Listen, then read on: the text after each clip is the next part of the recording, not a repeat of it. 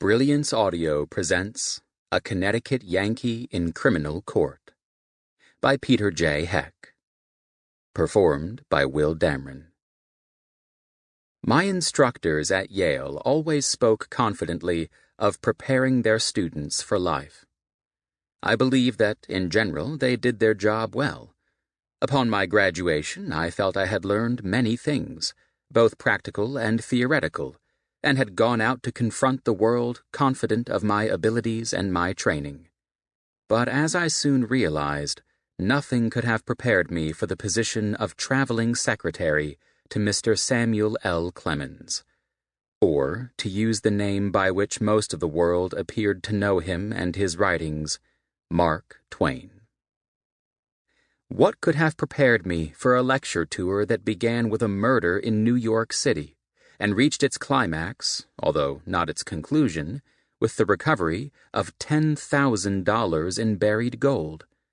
Along the way, I had survived a dunking in the Mississippi, tested my wits and skill against riverboat gamblers, and fought 2 strenuous battles with a backwoods bully.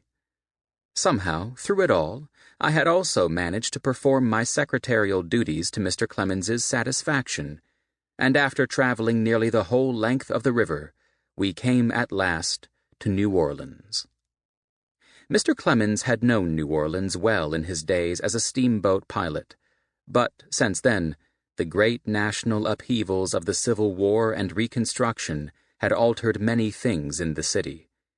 He himself was now a world-famous author, lecturer, and traveler who had seen the great cities of Europe, as well as traveled extensively throughout America, and his face was apparently as familiar to the man in the street as that of the President of the United States.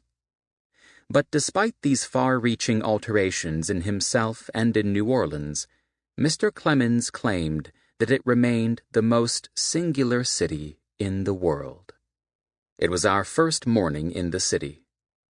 We were waiting in the Café du Monde, an establishment that sits open to the sidewalk in the old section of the city, also known as the French Quarter.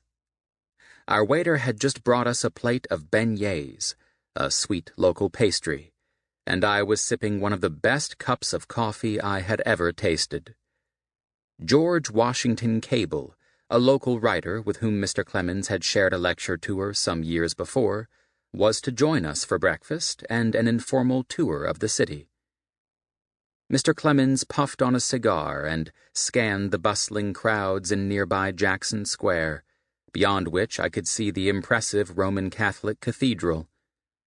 I sat there in silence, trying to absorb the sights, sounds, and smells of a city that might as well have been on some other continent.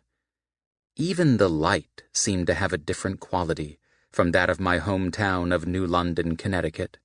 From down the way came the sounds of a thriving market, with vendors calling out their wares in French patois, Italian, and an English more melodious and liquid than any I had encountered in my travels thus far. Finally, Mr. Clemens said, "Here he comes." I looked up to see a diminutive fellow, with a full dark beard and a suit of somewhat old-fashioned cut, bustling across the street. "George, you old humbug, it's good to see you. I'd like to introduce my secretary, Wentworth Cabot.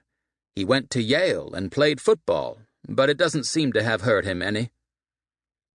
The little man laughed and reached up to shake my hand, with a bright smile that was a marked contrast to his sober dress and demeanor, then sat down at the table. After ordering his own café au lait and another portion of beignets, Mr. Cable inquired about our trip downriver. With no further urging, Mr. Clemens embarked on a highly colored account of the voyage we had just undertaken. With considerable relish, he recounted how he had unraveled 2 murders, ending with our finding $10,000 in hidden gold in an abandoned livery stable. "You should have been there, George," he said. "There's no feeling in the world like sticking your hand into a dark hole, not knowing what's waiting for you, maybe a snake, maybe nothing at all, and pulling it out full of double eagles.